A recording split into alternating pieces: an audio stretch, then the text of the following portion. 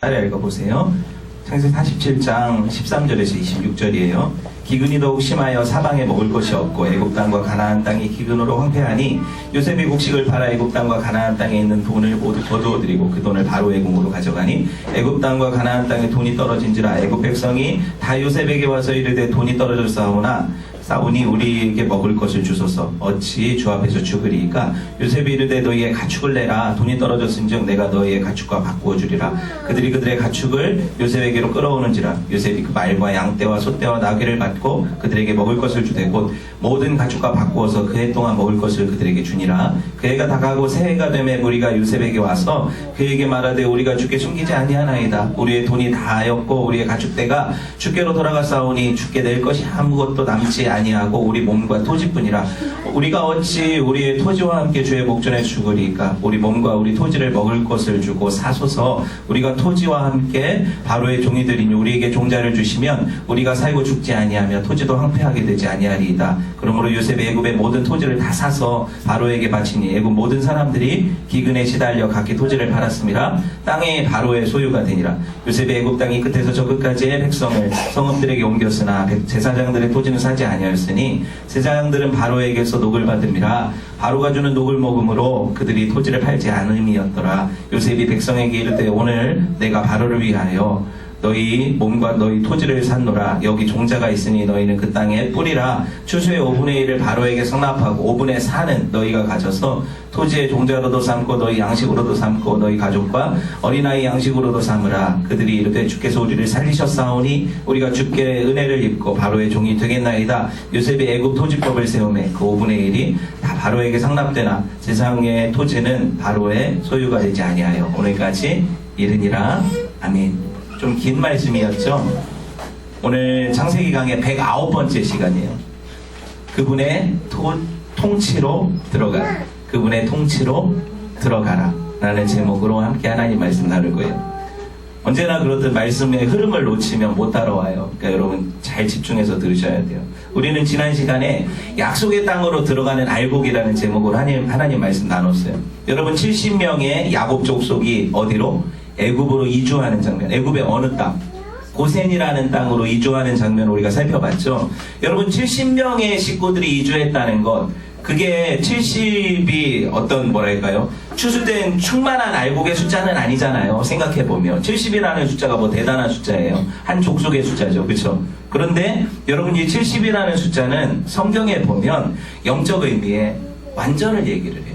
왜냐하면 여러분 성경의 질적인 완전수가 7이라고 전에 제가 가르쳐드렸죠.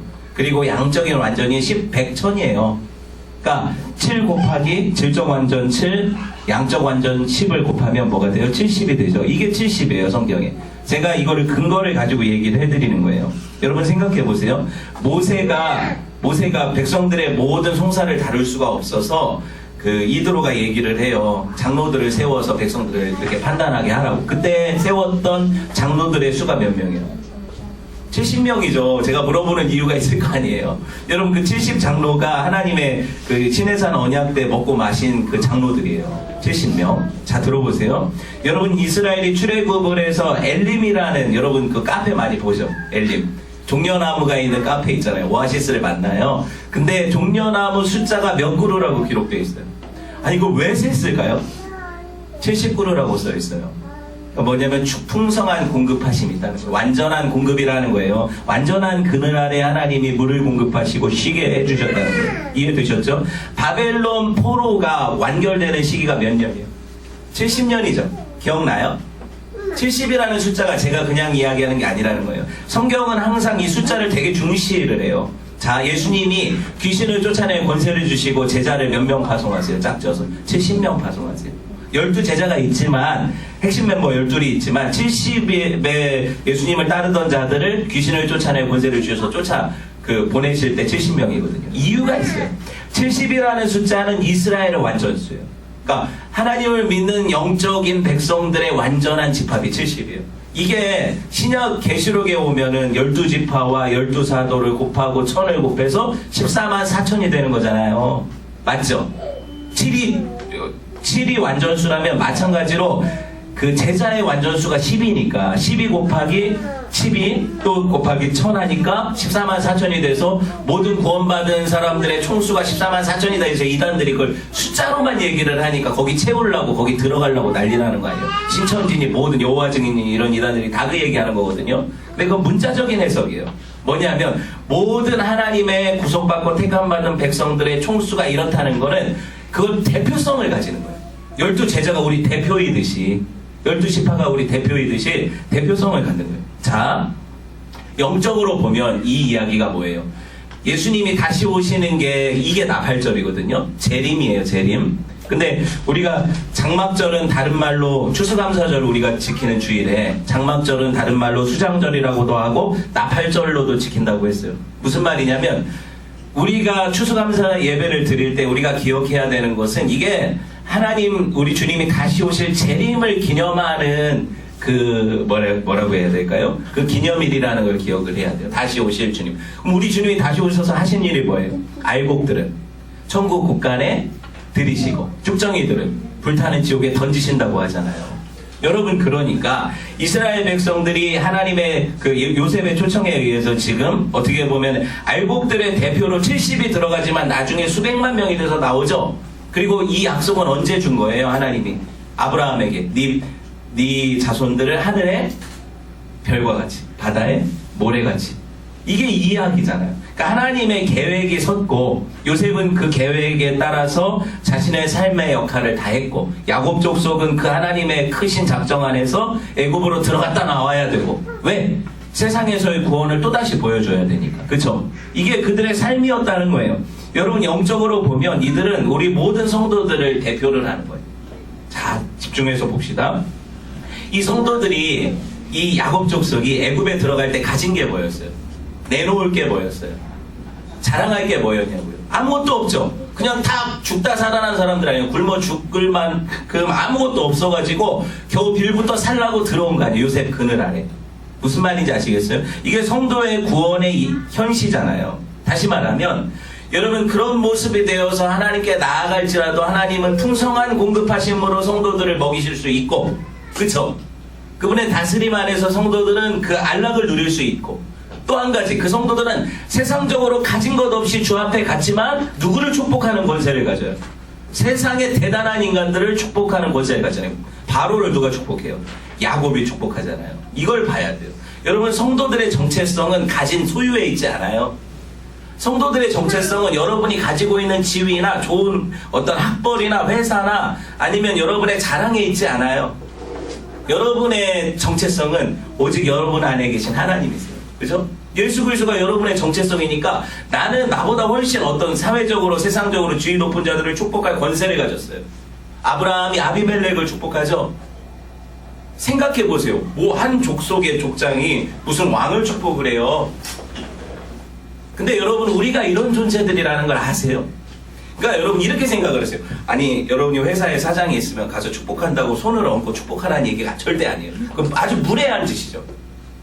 아시겠어요? 그런 게 아니라 여러분이 출근하면 기도할 수 있잖아요. 하나님 우리 회사에 이런 사장님이 있는데 나한테 너무 힘들게 하고 어렵게 하지만 하나님께서 이분을 축복하셔서 하나님을 알게 하시고 하나님 이 인생이 정말로 이게 이 땅에 이게 전부가 아니라 이들이 추구하는 모든 목적이 전부가 아니라 하나님의 계획 안에 있다는 것 하나님 손 아래에 있다는 것을 이들이 인식하게 해달라고 그리고 그들 또한 구원을 얻게 해달라고 기도할 수는 있잖아요. 그게 축복 아닙니까? 성도의.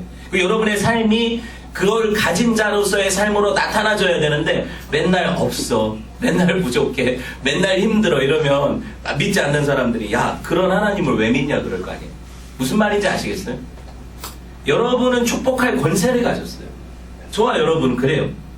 여러분 그러니까 당당하세요. 오직 성도는 세상 안에서 빛과 소금으로 드러나야 돼요. 그래서 하나님이 여러분 그런 권세를 주셨는데 맨날 우리가 쪼그라들면 어떡해요? 그런 은혜를 가진 자들이라니까요. 애굽에게 여러분 보세요. 그들이 애굽에 들어가서 얻게 된 땅 이름이 뭐예요? 고센이죠. 고센인데 오늘 47장 11절 한번 성경을 보면 고센이라고 안 하고 람셋이라고 나와요. 들어보셨어요? 람셋? 모세스가 있고 람세스가 있죠. 이게 람셋이에요. 여러분 보세요.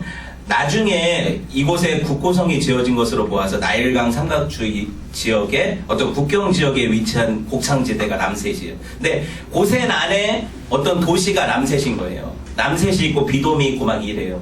그러니까 그 중에 하나에 이스라엘 백성들이 모여 살았다는 거죠. 그러니까 같은 지역이에요. 참고로 이스라엘 백성들이 나중에 이 람셋과 비돔에서 국고성을 짓는 노역에 시달려요. 언제? 모세의 시기에 출애굽할 때. 여러분 출애굽기 1장 11절 한번 펴보세요. 보시면 읽어볼게요. 시작. 감독들을 그 위에 세우고 그들에게 무거운 짐을 씌워 괴롭게 하여 그들에게 바로를 위하여 국고성 비돔과 나암셋을 건축하게 하니 벽돌도 안 주고 지푸라기도 안 주고 막 구워내라 하잖아요. 기억나죠? 힘들게 해요. 그래서 그 창고를 짓는 거예요. 그 국경 안에. 여러분 나암셋은 되게 넓은 어떤 그 지역이었거든요. 우리가 생각하는 그런 좁은 땅덩어리가 아니에요. 그들 70명이 살기에는 너무 큰 땅이었어요. 광활한 대지였어요. 그래서 이스라엘 백성들이 400만이 되었어도 여전히 그 고센 땅이 괜찮았어요. 살만했어요. 70명이 살던 땅인데 400만이 늘어난다고 하면 우리가 생각할 때 어디 살아? 이렇게 생각할 거 아니에요. 400만이 살고도 남을 만큼 충분한 땅이었다고. 그 람세스가. 이렇게 보시면 되고 여러분 이게 어디에 있냐면 이제 지도를 보여드릴 테지만 지도를 한번 보여주세요. 보세요. 여기 람셋이죠. 이게 나일강 삼각주 지역의 람셋이에요. 그리고 어떻게 보면은 이게 이 람셋에서 발행해서 저쪽 가나안 땅으로 가잖아요. 이스라엘 백성들이. 그런데 여기가 애굽의 국경이기 때문에 빨리 나올 수 있는 거예요. 홍해를 건너서 나가야 되잖아요. 근데 사실 이스라엘이 출애굽할 때 막히지만 않았다면 일주일이면 갈 거리라고 많이 들어봤죠. 그런데 돌고 돌아 40년을 돌게 하셨잖아요. 하나님이 불충함으로. 여기서 이대로 가면 가나안 땅이니까 일주일 거리라고요. 근데 일로 못 가고 여기서 막히고 돌고 해서 저 뒤로 가가지고 여길 건너가잖아요. 요단을. 그게 40년을 도는 거거든요. 근데 중요한 건 뭐냐면 요셉이 왜 이 땅을 선택했을까예요. 애굽에 어떻게 보면 자기는 중앙집권 체제 안에 그 바로의 수도가 있는 바로가 있는 왕도에 있었을 거 아니에요. 국무총리니까 맞죠? 행정수도가 있었을 거 아니에요. 거기 있었을 텐데 왜 하필이면 자기 가족들은 자기랑 가까이 있지 않고 어떻게 보면은 강 하나 건너면 다른 나라가 되는 국경지대에 놓았을까? 이걸 생각해 봐야 돼요. 왜 그럴까요? 충분히 우리가 알 수 있죠. 이스라엘 백성들이 애굽인들과 동화되지 않게 하기 위해서. 그들은 세상 속에 들어가 살지만 세상과 똑같은 존재들이 아니라는 거예요. 이걸 보여주는 거죠. 그들의 삶을 통해서. 그들은 여전히 목축을 하죠. 맞죠? 여전히 하나님을 섬겨요. 맞죠? 애굽인들은 안 그렇잖아요. 농경을 중시하고 그리고 그들은 하나님이 아니라 이방 신들을 섬기고 그죠? 애굽의 10신이 10가지 재앙으로 하나님 깨뜨리신 신들이거든요. 나중에 출애굽기 보면. 그러니까 이런 애굽의 삶에서 그들이 섞여 살면 어떻게 되겠어요? 동화되죠? 애굽 사람들의 삶에 동화될 거 아니에요. 이스라엘 백성들이. 그러니까 하나님이 이 국경 언저리에 놓으셔서 야 너희는 어디를 바라봐라. 저 강만 건너면 임진강만 건너면 내 고향 북한이 있는 거예요. 이 시리아민들이 그런 마음을 갖잖아요. 똑같아요. 저기만 건너면 약속의 땅 가나안이 있어. 내가 지금 비록 애굽 고센에서 객으로 와서 살지만 내가 돌아가야 될 본향이 분명히 있어. 이걸 보여주는 삶으로 하나님이 여기 두신 거거든요. 이해되셨어요? 네. 멕시코에 미국하고 그 멕시코가 이게 국경이 맞닿아 했잖아요. 그래서 왔다 갔다 하다가 사고도 나고 그러잖아요. 엘파소라는 지역이거든요. 텍사스에. 근데 똑같아요. 여기도 국경이 맞닿아 있기 때문에 언제든지 건널 수 있는 이런 지역에 하나님이 두셨다는 거예요. 자 봅시다. 야곱이 헤브론에서 살았잖아요. 아브라함과 이삭, 야곱이 다 헤브론에 살았잖아요. 그죠? 근데 헤브론에서 초청을 받아서 오다가 어디서 멈췄었어요? 브엘세바에서 지난주에 멈춰서 뭐였어요? 하나님 앞에 물어봤잖아요. 예배 드리면서 가도 돼요? 가지 마요? 가요? 물어봤잖아요. 그러니까 하나님이 걱정 말고 가라. 그래서 어디로 왔어요? 람셋으로 온 거예요. 이 고센으로. 그러니까 이렇게 돌아가면 될 거리라는 얘기예요. 그런 곳에 하나님이 그들을 두시고 여러분 그래서 여기서 포인트가 뭐예요?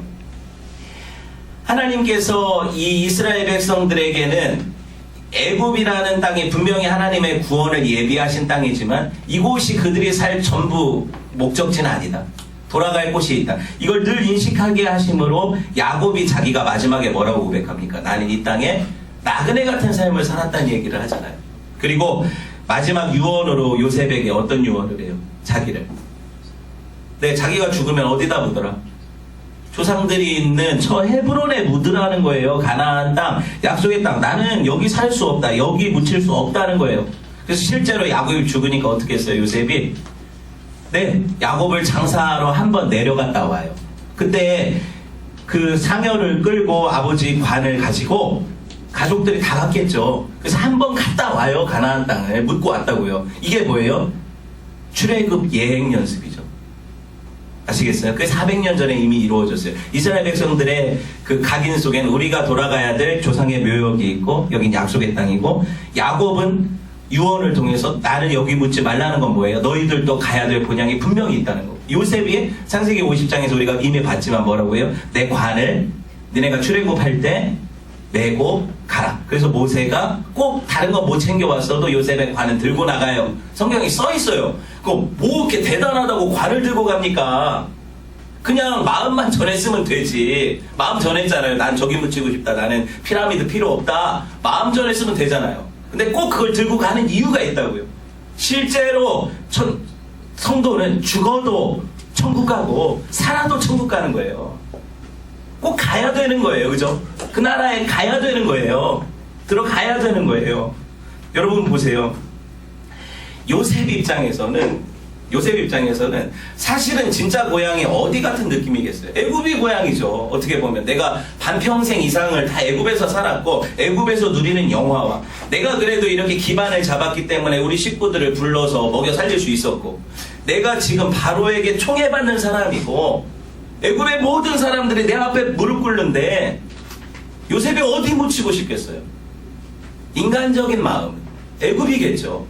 피라미드 하나 떡하니 투탕카멘 뭐 묘 옆에 이렇게 하나 하고 싶겠지만 여러분 그게 아니에요. 성도의 목적지가 거기가 아니라는 거예요. 여러분 분명히 인식을 해야 돼요. 전에 살펴본 대로 여러분 애굽의 어떠한 누리는 영화도 하나님을 위해서 초계같이 버렸던 모세가 바로 이 요셉 심정 닮은 거거든요.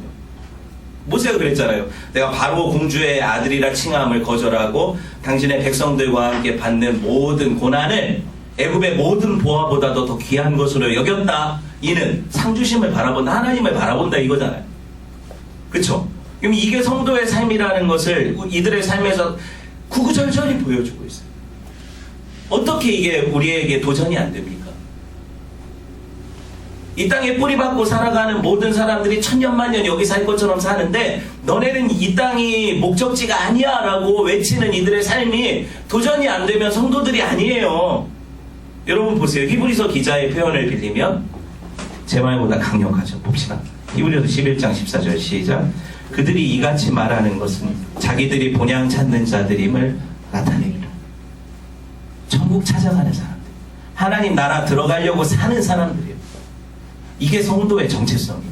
그들은 계속해서 여기는 내가 평생 머물 곳이 아니야. 내 영원한 처소가 아니야. 아버지 계신 본향으로 나는 분명히 돌아가야 돼. 이 목적을 가지고 자녀들한테 이걸 유산으로 남겼어요. 야, 내 관 내고 가. 내 시체라도 거기다 묻어. 거기 들어가야 돼.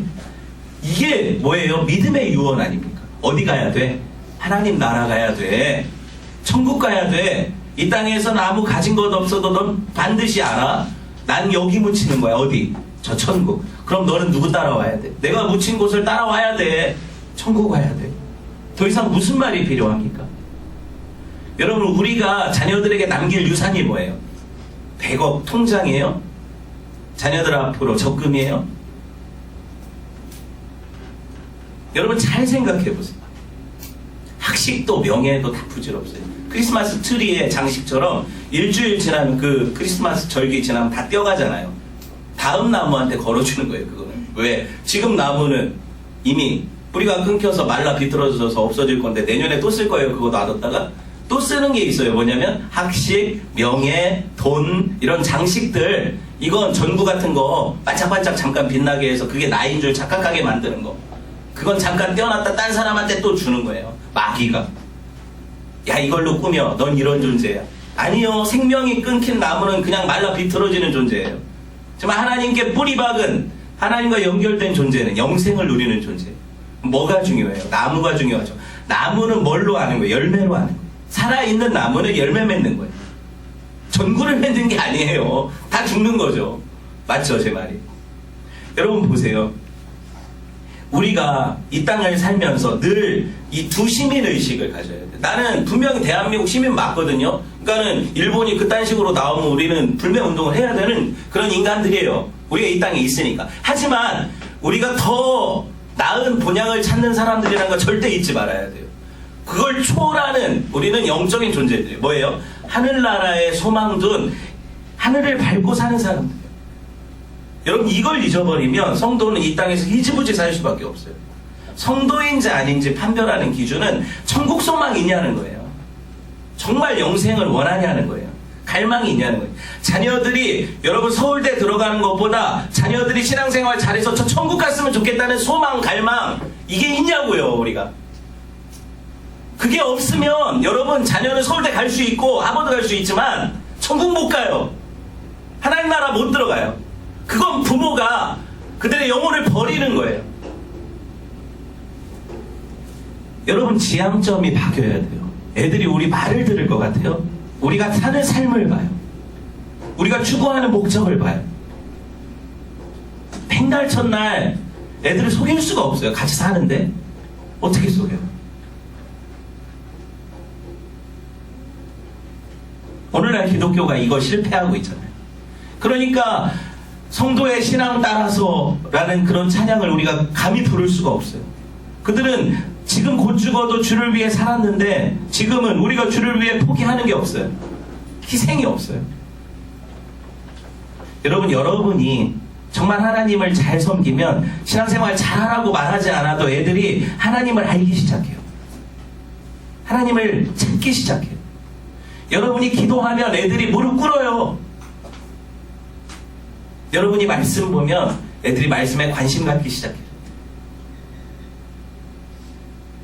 우리가 백날 야 우리 예수 믿는 사람이니까 세상의 부나 권력이나 이런 거 아무것도 아니야 하는데 나는 늘 그런 걸 바라보면서 내가 부자 되기를 너무 꿈꾸고 애들이 다 보고 있고 내가 세상적으로 성공하기를 이렇게 갈망하는 거 애들이 다 보고 있는데 말로는 야 우린 성도니까 하늘을 추구해야 되고 예수님 잘 믿어야 되고 씨앗이나 먹힐 것 같아요?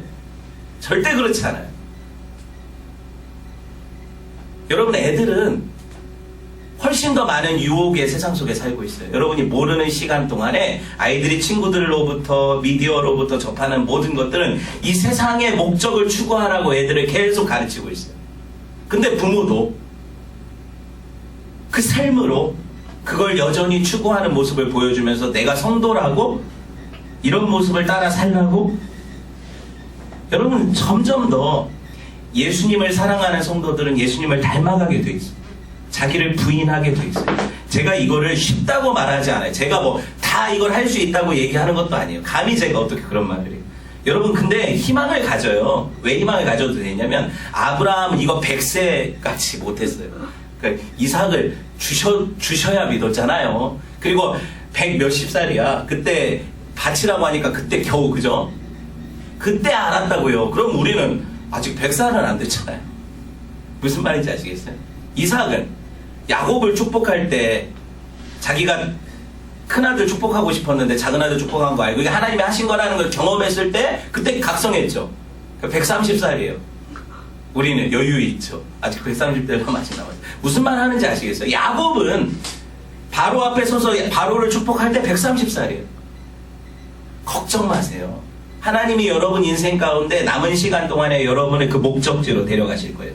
저는 하나님을 믿지 내가 여러분이 열심히 하는 열심을 믿지 않고 제가 열심을 부려서 여러분을 끌고 가는 그런 목회 기술을 믿지 않아요.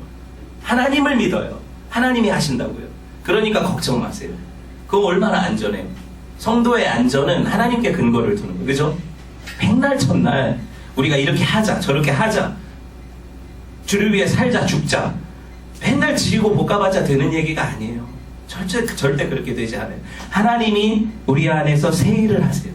그리고 그때마다 내 안에 그분이 본성상 나는 이렇게 할 수 없는데 그분이 하시는 일들을 경험하게 돼요. 그러면 내가 하나님이 내 안에서 역사하시는가를 깨닫고 성도로서의 정체성을 가지고 살게 되는 그 강력이 붙어요. 점점 더 하나님이 그렇게 끌어가시거든요. 순종할 수 있는 능을 주시고 순종하라고 하시는 거예요. 순종할 수 없는 인간한테 순종하라고 하신들 무슨 그게 의미가 있어요. 근데 순종할 능력을 주신 다음에 순종하게 하시는 거예요. 그러니까 걱정 마세요. 설교를 들을 때는 내가 저 말씀 붙잡고 살아야지로 듣지 마시고 하나님이 내 안에서 저 말씀을 이루실 거야. 이걸 믿음으로 들으시면 돼요. 아시겠죠? 그렇게 들으시면 돼요. 오늘 본문에 여러분 얼핏 인간적인 관점에서는 요셉이 지금까지 읽었던 모든 내용은 요셉이 참 멋있었는데 오늘은 좀 이상해. 이걸 또 돈 주고 팔아? 밭까지 내놓으라고 해서 땅까지 다 몰수를 해서 팔아. 나중에는 뭐예요? 가축들의 사람들이 자기마저 종으로 해가지고 다 누구한테 지금 바치고 있어요. 바로한테 바치니까 가관이죠. 이건 뭐 이완용이에요? 오늘날 관점에서 보면 요셉은 엄청난 그 아청꾼이거나 아니면 피도 눈물도 없는 정치인이에요. 그렇게 볼 수밖에 없잖아요. 이 본문을 그냥 그런 방식으로 읽으면. 절대 그게 아니라는 거 여러분이 이제 알죠. 히틀러 옆에 괴벨스가 아니에요. 잘 들어보세요. 성경을 표면적으로만 보면 안 된다고 했어요. 그쵸? 여러분 당시 문화적 사회적 배경하에서 먼저 1차 의미를 파악을 해야 돼요. 성경은. 그 다음에 파악된 1차 의미를 가지고 영적인 적용으로 들어가는 2차 의미죠. 근데 우리는 설교할 때 이걸 다 건너뛰어 버리면 그냥 이게 알레고리 같아요. 근데 이거 1차 의미를 살피고 2차 영적 의미를 보면 적용점이 나오는 거예요. 잘 들어보세요. 먼저 고대 근동지방의 7년 대기근 이야기는 세계사 역사 가운데 있어요. 민족 고대사 가운데 있어요. 정통 애굽 왕조가 어느 왕조예요? 함 왕조라고 제가 말씀드렸잖아요. 함과 셈과 야벳, 노아의 세 아들 중에서 저주받은 함의 지파가 이 미스라임이라고 하는 애굽 사람들이거든요. 애굽 사람들, 함 왕조. 보세요. 그런데 요셉 시기에 그 파라오는 함 왕조 출신이 아니라고 제가 몇 번 말씀드렸죠. 힉소스라고 하는 셈족 계열, 그러니까 아브라함과 사촌이죠. 셈족 계열의 왕조가 들어와서 무력으로 원래 있던 함 왕조를 몰아내고 애굽의 다른 왕조를 세운 거예요. 그러니까는 그 왕조가 들어왔을 때 요셉이 딱 드러나니까 꿈 잘 해몽했다고 바로 국무총리를 세울 수 있는 게 아니잖아요. 어떤 그 기근에 대한 대비책을 하나 냈다고 해서 모든 절차를 무시하고 왕 바로 다음으로 앉히는 게 이게 무슨 폭정이지, 이게 최순실이지, 이게 아니잖아요. 근데 이게 가능했던 요인이 뭐냐면 파라오가 셈족 계열이었고 지금 여기 히브리 노예가 어디예요? 셈족이잖아요. 요셉이. 그래서 가능했던 얘기예요. 그리고 이미 무력으로 한번 진압해가지고 지금 그 반기를 들고 쳐들어올 그런 사람들이 지금은 없어요. 현재. 그런 상황이기 때문에. 하지만 아직 중앙 집권 체제가 완전히 갖춰지지 않았어요. 왜냐하면 지방의 여러분이 봉건사회 제도들을 보면 지방의 호족들이 있죠. 귀족들이 있죠.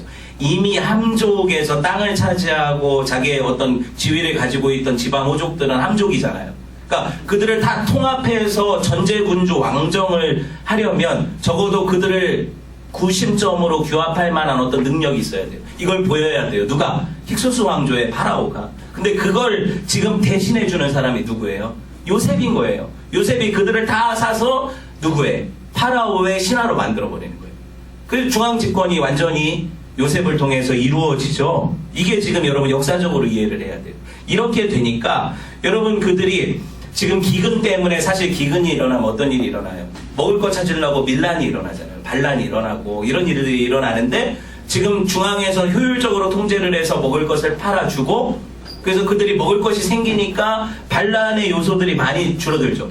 그리고 그들이 자기들의 모든 것들을 전당 잡히니까 그들이 지금 우리의 주인이 누구라는 인식이 생겨요. 지금 파라오가 우리의 주라는 인식이 생기는 거예요. 이거를 지금 누가 해주고 있어요? 요셉이 일을 해주고 있잖아요. 여러분 보세요. 얼마나 파라오가 볼 때 요셉이 미도웠을까? 자기가 삥땅 치는 것도 아니고 자기가 착복하는 것도 아니고 제가 말 잘하라고 우리 엄마가 거친 말 쓰지 말라고 막 얘기하시는데 안 돼요. 잘 야곱 족속이 애굽에 들어온 시점이 풍년이 7년 지나고 흉년이 2년이 있었을 때요. 그럼 앞으로 몇 년 흉년 남았어요? 5년. 빨리 계산을 해야죠. 5년 남았잖아요. 그러면 몇 년을 버텨야 되는 거예요? 흉년에서 5년을 버텨야 돼요. 그렇죠? 근데 여러분 보세요. 풍족할 때 사람들의 성향은 뭐예요? 흥청망청이죠. 7년 풍년 동안에 이 애굽 백성들이 어떻게 살았을까요? 먹다가 버려, 개줘. 예. 이렇게 넘치도록 음식물 쓰레기가 몇만 톤이 나올 정도로 살았을 거예요. 그렇게 살다가 흉년의 구조조정이 이게 쉬워요? 먹던 게 있는데 나는 하루에 10끼를 먹었는데 3끼로 줄여야 돼. 어렵잖아요. 그러니까 이거를 해야 되는 건데 사람들은 공짜에 길들여져 있기 때문에 공짜로 나눠주면 이건 흥청망청 쓰게 돼 있어요. 그죠? 그런데 이걸 내가 아까워하는 돈을 주고 사야 된다고 생각을 해보세요. 막 쓰겠어요? 함부로 낭비하겠냐고요? 안 하잖아요. 왜 돈 주고 팔았으니까 이해가 되죠. 요셉이 얼마나 지혜롭게 행동하는지를 보세요. 앞으로 5년을 버텨야 되는데 아무리 창고에 빼곡히 곡식을 쌓아놨다는들 이 모든 애굽 백성들과 가나안까지 와가지고 양식 달라고 하는 판에 이게 나만 할까 싶어요. 그냥 주면, 그냥 막 퍼주면 안 되잖아요. 그러니까 이런 방식으로 지혜롭게 지금 정책을 하고 있는 거예요. 이게 1차적인 의미예요. 제가 문화 사회적인 어떤 배경 안에서 지금 해석을 하는데 납득이 되잖아요, 지금. 이렇게 해석을 해도 충분히 여러분은 납득을 하고 있어요, 지금 눈빛을 보면. 네, 알아요? 14절 봅시다. 요셉이 곡식을 팔아 애굽 땅과 가나안 땅에 있는 모든 돈을 거두어들이고 그 돈을 바로의 왕궁으로 가져가니. 여러분 너무한 것 같지만 절대 너무한 일이 아니에요. 현대로부터 이 요셉의 시기는 4,000년 전이에요. BC 2,000년 전이니까 4,000년이나 지난 시기예요. 그 고대 사회에 있어서 양식을 누가 공짜로 줘요? 생각해보세요. 농사를 져서 그렇게 피땀 흘려서 농사 지은 창고에 들인 거를 누가 공짜로 줘요? 그거 자체가 말이 안 되잖아요. 더 깊이 여러분이 이걸 생각을 해보세요. 우리가 IMF를 경험했어요, 안 했어요? 했죠. IMF를 우리 민족만큼 빠르게 통과하고 나서 졸업한 민족이 없대요. 나머지는 IMF 맞아가지고 다 망했대, 나라들이. 우리나라는 그때 여러분, 저는 군대에 있었으니까 여러분 그때 기억해요? 수많은 사람들이 실업자가 되고 방만한 기업들이 다 구조조정 돼가지고 좀 재정적인 건전성을 확보를 했잖아요. 그리고 그게 통과가 되는 거거든요. 그리고 근무기 운동 했던 거 기억나요? 혹시 기억나요? 그러니까 요셉이 지금 뭐 하고 있어요, 이 기근에? 그런 일들을 하고 있잖아요. 모으기를 하고 있잖아요. 모아가지고 이것들을 타파하고 견뎌낼 수 있는 그런 것들을 지금 하고 있는데 그 시대에 이런 지혜를 발휘했다는 것 자체가 신기하지 않아요? 정말 신기하잖아요. 이 시대에는 얼마든지 사람들이 SNS도 발달하고 인터넷도 발달하니까 어떻게 극복했다더라, 이런 방식으로 구조조정을 했다더라, 이거를 공유할 수 있는데 요셉은 하나님 주신 지혜로 이걸 감당했어요. 4,000년 전에. 여러분 백성들이 돈이 떨어지니까 가축 가져왔죠. 또 뭐 가져와요? 그 다음에 그래서 가축 가져온 거 다 받아가지고 1년을 또 먹이거든요. 말씀 보면 16절 17절 보세요. 곡식이래. 가축을 가져오니까 곡식을 나눠줘서 1년을 또 버티게 해요. 그럼 6년이 몇 년 남았을까요? 그렇죠? 앞으로 또 하고 또 해야 되는 일인데 생각해 보세요. 잘 먹던 사람들, 또 잘 먹이던 가축들, 이게 흉년이 왔다고 해서 가축들이 먹는 게 주는 게 아니에요. 내가 먹을 것도 없는데 지금 누구를 또 먹여야 돼요? 가축도 먹여야 돼요. 오히려 가축을 걷는 건 은혜예요. 얘네들 살릴 수가 없어요. 지금 자기 먹을 것도 없는 사람들이 밥 빌어달라고 지금 왔잖아요. 근데 무슨 가축 먹일 게 있어요? 그러니까 요셉이 가축을 다 받아들여주죠. 이해돼요? 그러고 나서 여러분 그 다음에 뭐가 돼요? 18절부터 보니까 뭐 가져와요? 땅 가져오죠. 토지, 전당 가져오잖아요. 이거 가지고 또 말이 많아요. 야, 이거 부동산을 이렇게 다 뺏는 게 너무한 거 아니냐. 먹을 거 가지고 뺏는 게 너무한 거 아니냐. 여러분 그럼 그냥 땅 가지고 죽을래요? 그냥 그 땅, 넓은 땅 가지고 거기서 굶어 죽을 거냐고요. 여러분 극한의 상황에서 사람들이 어떻게 행동하는지를 보세요. 당연히 음식이 중요하지 무슨 땅이 중요해요. 묻힐 땅이에요? 그러니까 땅을 가져와서 음식을 사는 게 이게 절대 나쁜 거래가 아니에요. 당연히 이래야 돼요. 살아야 되니까. 당장 죽게 생겼는데 지금 이 땅은요, 내가 가지고 있는 곡식을 뿌려도 안 나요. 왜? 앞으로 몇 년 남았는데. 흉년이 3, 4년 더 남았을 거 아니에요. 흉년이라는 건 아예 땅이 갈라지고 파종이 안 돼요. 추수가 안 된다고요. 그쵸? 땅 갖고 있고 곡식 갖고 거기다 뿌리면 뭐예요? 다 쓸데없는 낭비지. 요셉은 뭘 알고 있어요? 이 흉년이 몇 년 더 남았다는 걸 알고 있어요. 그러니까 요셉이 구원자잖아요.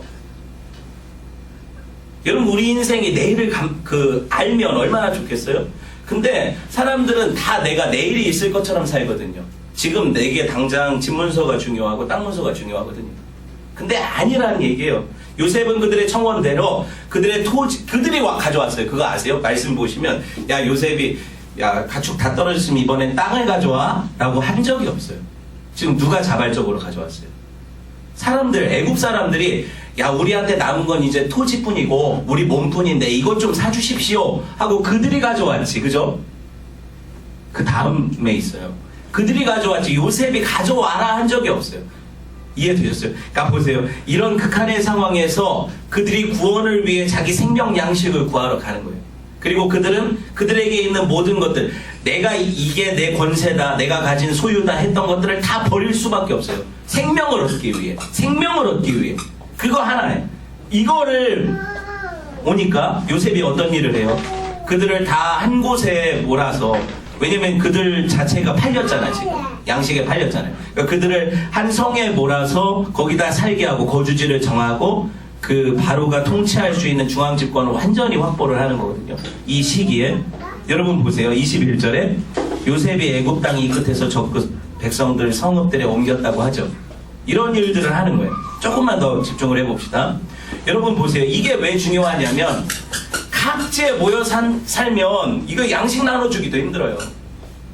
한 곳에서 바로의 통치를 받고 그들에게 바로가 필요한 것들을 나눠줘서 나중에 보면 이제 흉년이 1년쯤 남았을 때는 곡식을 나눠줘가지고 야, 좀 남겨놨다가 뭘 해라. 다음에는 파종을 해라. 왜냐면 흉년이 끝나면 바로 심어서 확보할 곡식이 있어야 되니까. 그쵸? 이렇게 지혜롭게 행동을 하거든요. 실제로 23절 봅시다.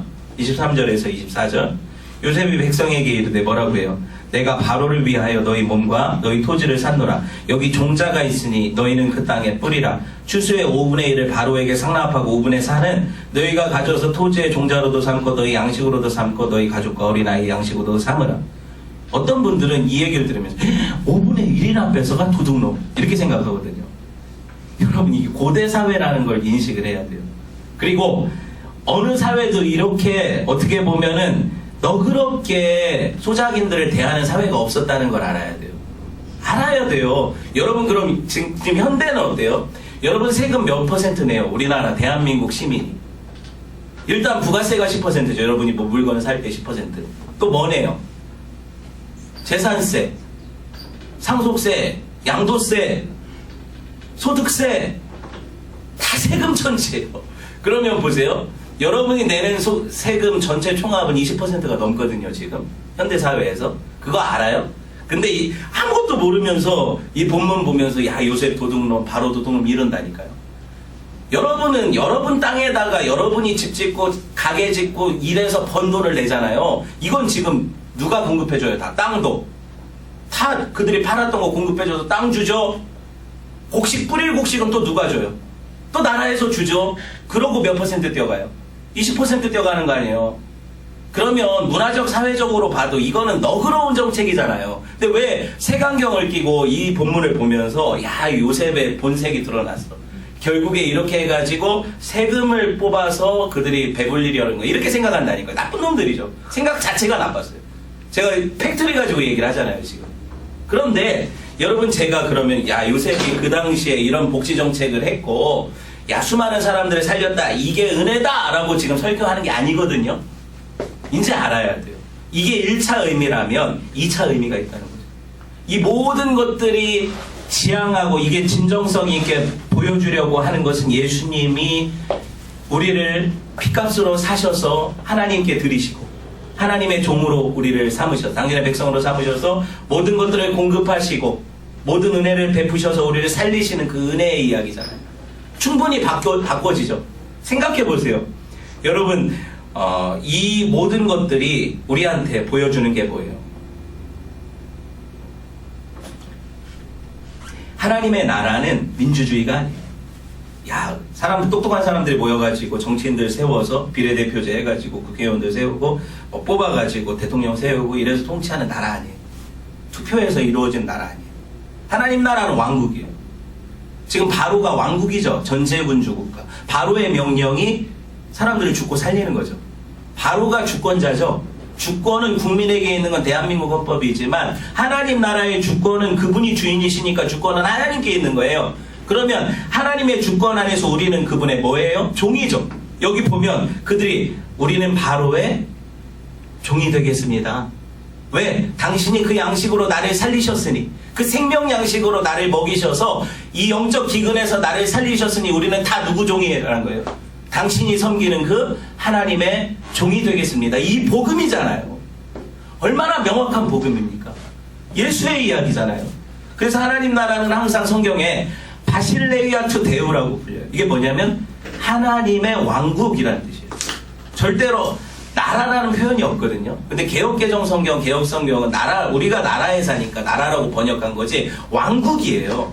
이 바실레이아가 왕국이라는 뜻이에요. 왕국. 그럼 왕에게 주권이 있지 국민에게 주권이 있는 건 아니잖아요. 무슨 말인지 아시겠어요? 그분이 우리의 왕이신데 이 왕에게 우리는 영적인 기근을 만나서 우리가 그분께 살려달라고 자발적으로 나와요. 나와서 그분에게 생명 양식을 구하려고 그 은혜를 구할 때 하나님이 자기를 생명 양식을 나누어 주시면서 우리를 당신의 핏값을 주고 사는 거예요. 우리 모든 것이 그분께 저당 잡힌 거, 이게 제자예요. 그러니까 내가 가지고 있는 차, 내가 가지고 있는 집, 내가 가지고 있는 땅, 내 소유의 가축, 내 자식들, 내 돈, 이 모든 게 누구 거다? 하나님 거라는 인식이 들어와야 돼요. 누구 안에서? 예수 안에서. 그러니까 그분이 쓰시고자 하면 그분이 쓰시는 거죠. 왜? 그분이 주인이니까.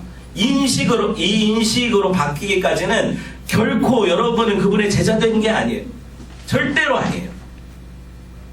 여러분, 이 현대인들이 얼마나 자기가 똑똑한 척 하면서 이 하나님을 무시하고 모독하는지 몰라요. 여러분, 이 세상이 영적인 대기근인데 여러분은 지금 육체의 눈으로 보면 다 흥청망청 잘 살죠. 뭐가 기근이 어디 있어요, 주변에. 다 잘 살아. 그냥 이게 이렇게 그냥 계속 갈 것 같아. 어서와 여기 한국 처음이지. 세상 사람들이 한국만 오면 이게 천국이래요. 세상에 우리가 생각할 때 그 나라가 더 잘, 거기서 왔던 청년들은 다 한국이 천국이래요. 여러분, 그런 상황에 살고 있어요. 여러분, 우리가 여기가 천국인 줄 알면 오산이에요. 우린 가야 될 천국이 있어요. 그렇죠? 여러분, 예수 믿고 나서 여전히 내가 예전에 믿지 않던 때에 사탄에게 사로잡혀 그들이 던져주는 먹이, 성공, 돈, 명예, 쾌락에 빠져서 내 옛 모습 그대로 나와서 그분께 통치받을 수 있어요, 없어요? 없거든요. 그래서 그걸 내려놓는 게 토지를 내놓는 거고, 돈을 내놓는 거고, 그들의 가축을 내놓는 거고, 그들의 쾌락을 맡기는 거예요. 내 자유를 맡기는 거예요. 왜? 종이 된다고 하니까. 그럼 그분이 다스리시는 통치 안에 들어가면 나는 내 자유가 아니라 그분의 의지에 따라 움직이는 하나님의 사람이 되죠. 이게 구원이에요. 근데 구원을 그렇게 갈망하면서도 내 안에 하나님이 나를 다스리시는 건 싫어. 잘못된 거죠. 모르는 거예요. 여러분, 구원받은 하나님의 백성은 그분이 주인 되시는 거예요. 그래서 그분은 우리를 절대로 놓지 않으세요. 그러니까 하나님이 위대하신 거죠. 극단적으로 한번 표현을 해볼까요? 여러분, 이 기근을 보면 사람들이요, 그 비행기를 타다가 전에 실제로 있었던 일이잖아요. 어떤 무슨 스포츠팀이 떨어졌는데 실화가 있잖아요. 그러니까 비행기가 어떤 산맥에 걸쳐 있었어요. 그 중에 사람들이 버텨야 되니까, 그 추위에 버텨야 되니까 거기 있던 시체들을 뜯어 먹기도 하고 이런 일이 있었잖아요. 그런데 그 안에 사람들이 가지고 있던 돈들, 지폐들 있죠. 이걸 모아가지고 추우니까 뭐래요? 불을 붙여서 부를 때요. 상상이나 돼요? 이 위기의 때에 여러분, 그들이 지금 돈다발 갖고 있던데 무슨 상관? 지금 잠깐 버틸 수 있는 따뜻함이 중요하죠. 지금 먹을 양식, 그게 중요하죠. 생명 양식. 무슨 말인지 아시겠어요? 여러분, 우리는 이런 긴장감을 갖고 안 살면 안 돼요. 세상을. 적어도 성도는 이렇게 생각해야 돼요. 오늘 당장 내가 하나님께 부름받을 때 나는 그분께 무엇을 가지고 나갈 수 있을까? 생각해야 돼요. 근데 여전히 내 삶을 추구하고 내 자아의 만족과 쾌락을 위해 달려왔던 내 인생은 하나님께 드릴 게 없어요. 보여드릴 게 없어요. 여러분, 그런 것들은 다 그 멸망시에 가지고 갈 수 있는 게 아니에요.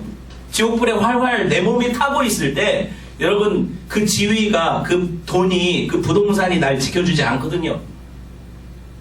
분명히 인식하세요. 중요해요. 여러분, 이거를 거리두기를 해야 돼요. 제가 이거 꼭 여러분한테 말씀드리고 싶어요. 거리두기를 해야 돼요.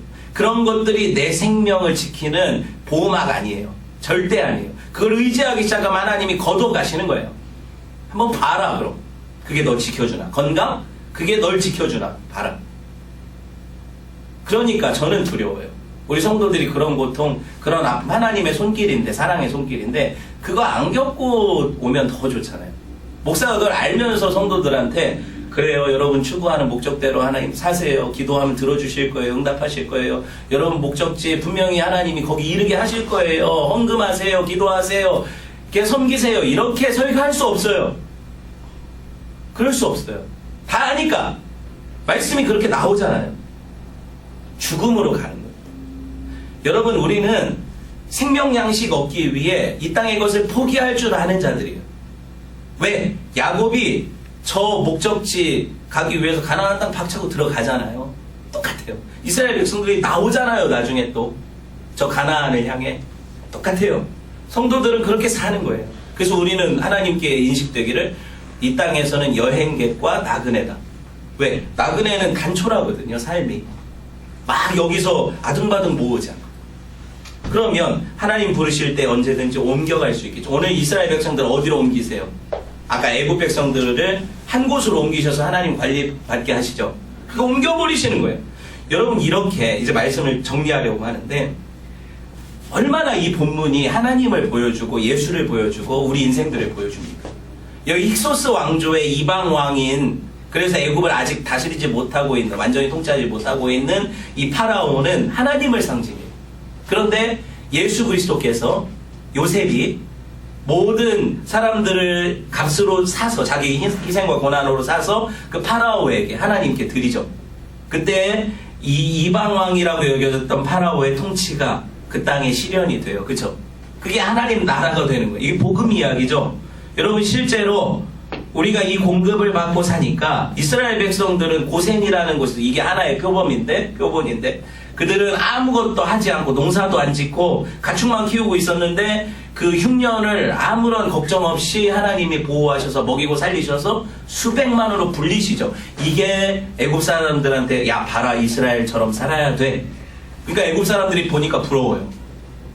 그러니까 애굽 사람들은 자기들이 지킬 수 있을 거라고 생각했던 재산까지 다 가져와서 나도 저렇게 살고 싶어요. 고센을 보며 저 이스라엘 백성처럼 살고 싶어요. 이런 고백으로 나올 때 받아주시는 거죠. 정리됐어요? 정리됐어요? 마지막 부분 한번 봅시다. 22절, 26절. 더 넘어가. 예, 22절 여기 읽어봅시다. 시작. 제사장들의 토지는 사지 아니하였으니 제사장들은 바로에게서 녹을 받음이라 바로가 주는 녹으로 먹음으로 그들이 토지를 팔지 않음이었더라. 또 요셉이 애굽 토지법을 세우매 그 5분의 1이 바로에게로 상납되나 제사장의 토지는 바로에게 소유가 되지 아니하여 오늘날까지 이르냐. 이게 은유거든요. 은유. 어떤 은유냐? 여기 지금 이 이방 제사장들이 나타내는 것은 지금 애굽에서, 고센에서 누리는 이스라엘의 지위예요. 하나님의 보호하심 안에 그분의 녹을 먹으며 그분이 공급하시는 것으로 살며 평안을 누리는 저 고센 땅에 있는 이스라엘 백성들을 제사장으로 비유하는 거예요. 그래서 봐라, 제사장들은 자기 땅도 안 뺏기고 거기서 살잖아요. 우리가 이 땅에서. 그리고 그 안에서 하나님의 공급도 받고, 야, 일석이조 아니냐. 이 기근에서도 살아남잖아요. 그런 은혜를 보여주고 계시는 거예요. 여러분, 그분의 소유된 백성을 제사장 백성이라고 부르죠. 우리가 그런 사람들이에요. 말씀을 맺겠습니다. 하나님 이렇게 물어보세요. 다 눈을 감아보세요. 당신 믿는 사람들한테 하나님이 물으세요. 손에 있는 부귀보다 나를 더 사랑하느냐? 잠시 누릴 세상보다 나를 더 사랑하느냐? 네가 추구하는 그 대인관계보다 나를 더 사랑하느냐? 네가 그렇게 끔찍히 아끼는 자녀보다 나를 더 사랑하느냐? 네가 이슬 같은 생명보다 나를 더 사랑하느냐. 여러분, 여기에 합당한 대답을 할 수 있어야 성도예요. 그런 은혜가 있기를 주님의 이름으로 축원을 드립니다. 같이 기도합시다.